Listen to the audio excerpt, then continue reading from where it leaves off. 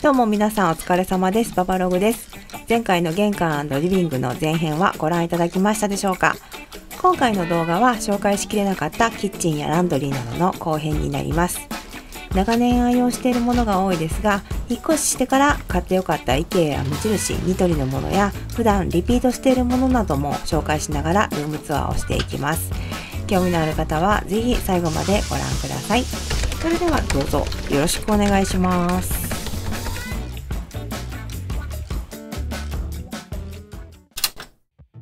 ランドリーに扉がないので可愛いカーテンを探していたんですが、なかなか見つからず、たまたまニトリで1枚売りのカーテンがあったので、それにタッセルのブレードをつけて手作りをしました。ミラーや丸いライト、壁は DIY したわけではなく、最初からこのリノベされた仕様になっていたので、この家を決めるポイントになりました。上のガラス棚にはよく使うものを置いています。京都のオーガニックスキンケアブランドのことしなさんがハンドクリームを紹介した動画を見てくださったようで、フェイスローションとオイルを送ってくださいました。ありがとうございます。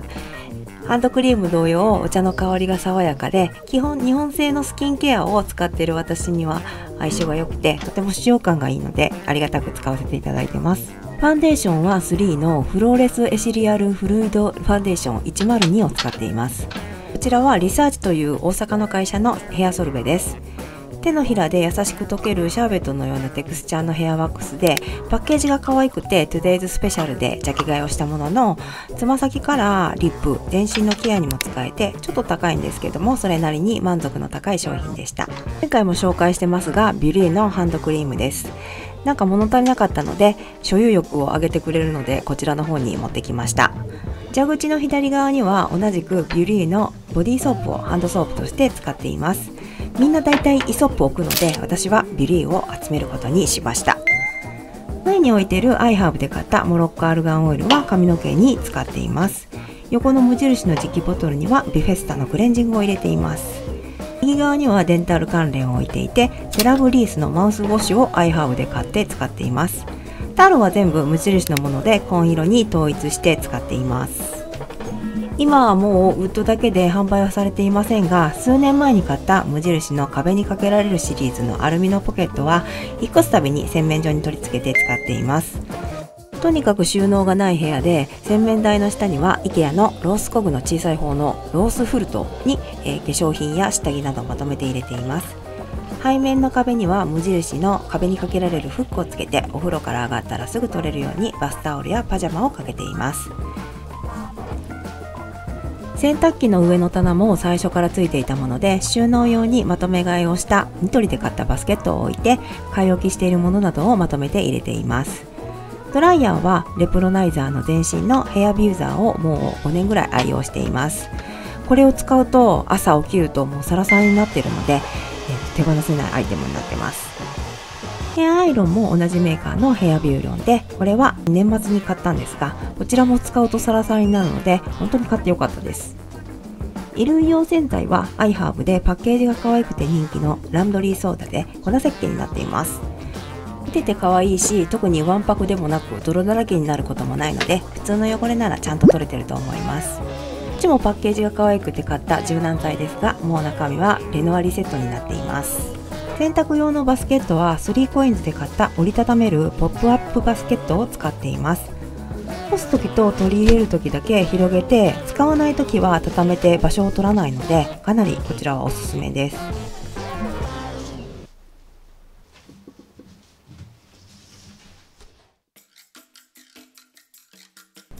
続いてダイニングスペースを紹介していきます。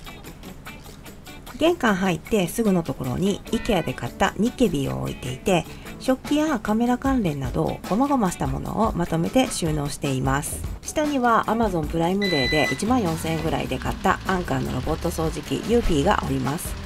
安いので半信半疑で買ったんですが、ほっといても結構馬力があって10段にもしっかり乗って掃除してくれて、たまに勝手に物を倒したりするんですが、普通の掃除機は結構場所を取るのでコンパクトにチェストの下に隠れてくれるので気に入っています。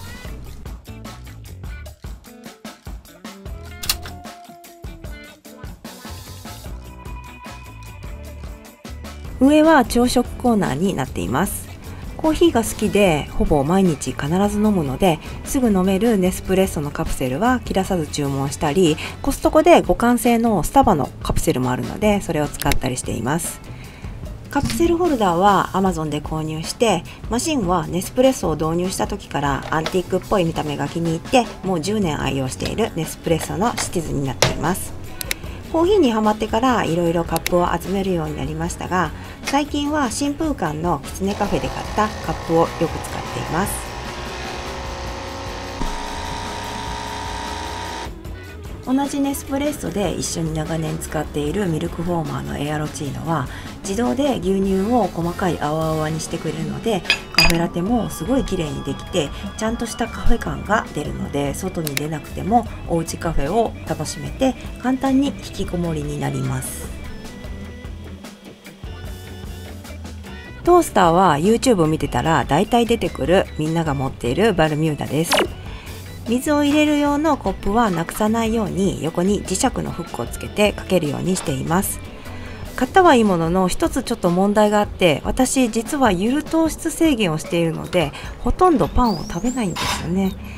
以前はアランジンのトースターを使っていて、それで結構満足していたので、バルミューダにしてからあまり良さは分からず、ただ私バルミューダ持ってますっていうアピールだけになってます。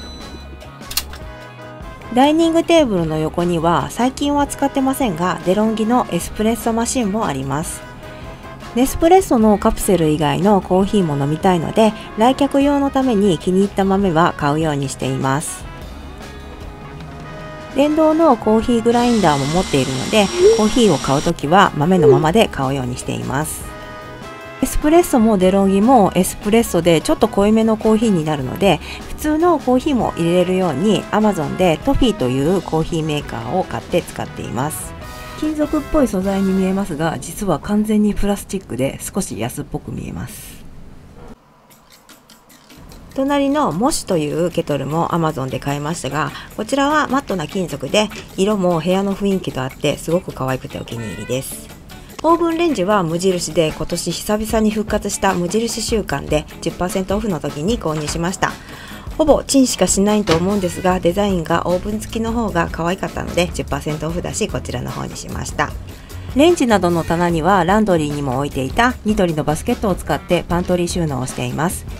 料理はほとんどしないので無印のレトルトなどをよくストックしています。お気に入りなのがペペロンチーノとルーローハンで、ルーローハンは人気なので食べたことのある人も多いと思いますが、ペペロンチーノはまだ食べたことない人はおすすめなので、ぜひ食べてみてください。あと簡単にできる水出しのお茶も常に冷蔵庫に3種類作って入れています。筋トレをしているのでプロテインが必須で、毎日飲むのでアイハブでまとめて大きいものを注文しておいています。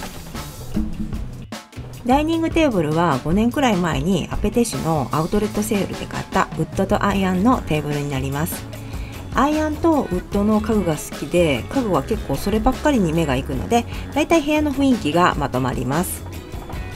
縦82センチ、横145センチとかなり大きめのテーブルになるので、ご飯を食べる他に仕事でも使っています。テーブルの横の IKEA のヘルメルはずっとアクセサリーのパーツ入れとして使っています。ダイニングテーブルで仕事をするので IKEA のロースコグを持ってきてアクセサリー作りをしています。このロースコグはニッケビと同じ色で IKEA のアウトレットコーナーに完成品があったので、作るのがめんどくさい私にとっては値段は一緒でしたが掘り出し物でした。キッチンコーナーにあった同色の小物入れを引っ掛けて工具をすぐ取れるようにしています。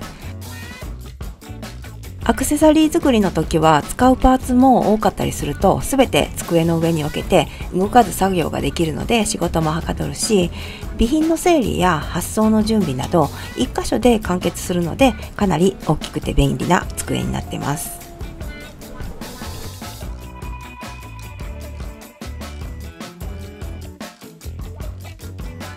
椅子はモモナチュラルで買ったくるくる回るちょっと便利で可愛い椅子です。さっき紹介したダイニングテーブルを買ったばかりで、椅子も探していたところ展示品 30% オフぐらいだったのですぐ購入しました。椅子のカバーを変えれるんですが、買ったままのカバーをずっと使っていてもうボロボロになってしまったので、去年新しく張り替えました。モモナチュラルで取り扱っているソファーとかは自分でカバーを選んで注文するので、色も素材も豊富だから結構悩みます。コーヒーも好きだけど紅茶も好きなので、リーン&デルーカでは2000円もするハーニー&サンズがアイハーブでは1000円前後で買えるので、プロテインなどのついで買いで一緒に頼んでいます。いろんなフレーバーがあってティーバッグなのですぐ飲めて、容器も可愛いのでアイハーブで買う方がお得です。このコースターはトゥデイズスペシャルで買ったもので、無印のお菓子の常備品は干し芋とプロテインバーになっています。ジョン・カリンというアメリカの画家さんが好きで、ダイニングに一番のお気に入りの絵を飾っています。横の写真は弟が撮った写真です。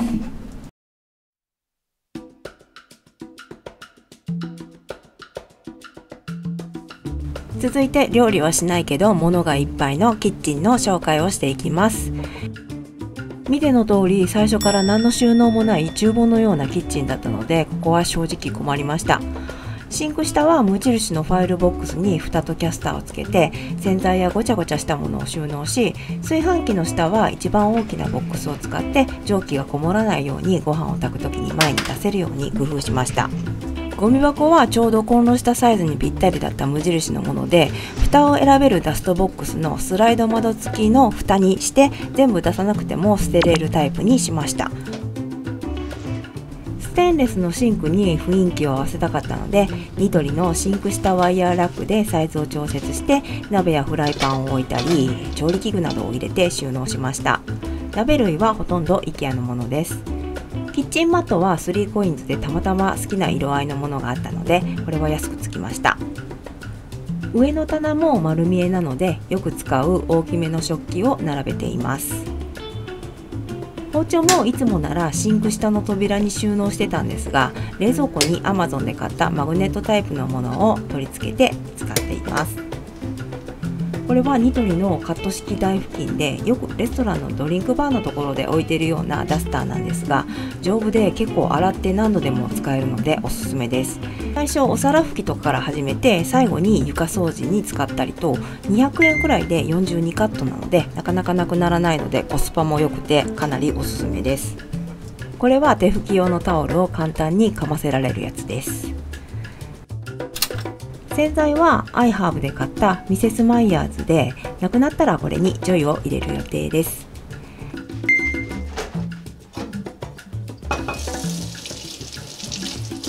キッチンでも手を洗えるようにコトシナ産のハンドソープを置いています。まな板は IKEA で買ったウッドのものを使っています。お皿としても使えるので、ちょっとインスタで写真を撮るとき映えるのでかなりおすすめです。ステンレスの水切りのバスケットは無印なもので、これも5年くらい前からずっと使っています。備え付けのガスコンロがなく自分で用意しないといけなかったので、実家にあったガスホースのあるコンロをとりあえず持ってきました。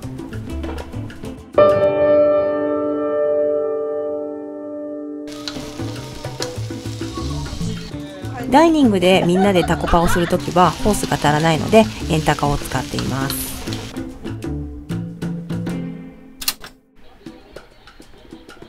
料理本当にしないのに調味料や変わった調理器具などを集めるのが好きで、収納に困ったのでここも 1x4 のラブリコを使って棚やフックをかけれるように DIY をしました。有効ボードは壁で使った余り物を貼っています。これも10年くらい前からずっと持っているお気に入りのトーキングという調味料入れです。調味料の出るところが最初の頭文字を言う口になってるんですよ。あまり入れて使ってないんですけども、置いてるだけで可愛いので気に入ってます。これは友達の事務所整理の時に譲ってもらったカップ&ソーサーなんですが、色の配色が可愛くってすごい気に入っています。ともう一つお気に入りなのがこのバーバパパのポット&カップです。上のママがポットになっていて、下のパパがカップになっています。このトーキングもバーバパパもほぼ使ってないんですが、捨てられないキッチンアイテムになっています。最後はロフトのあるワーキングスペースと寝室の紹介です。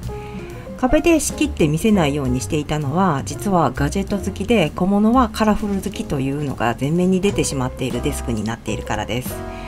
また紹介するのに時間がかかりそうなので、こちらはさらっとお見せする感じで、また機会があったら紹介します。ベッドはスペースの都合でシングルのショートサイズしか置けず、いつもセミダブルで寝てた私にはちょっと小さくて不満です。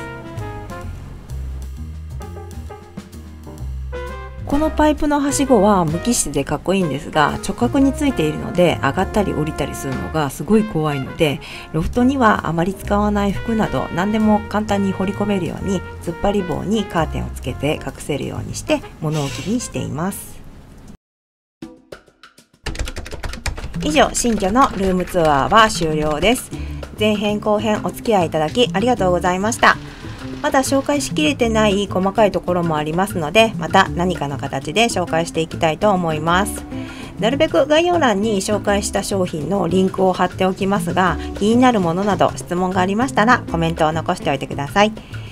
これからまたおしゃれなものなど見つけましたら紹介していきたいと思いますので、チャンネル登録や高評価などもよろしくお願いします。最後までご覧いただきありがとうございました。それでは次回ザラの爆買い動画でお会いしましょう。さよなら。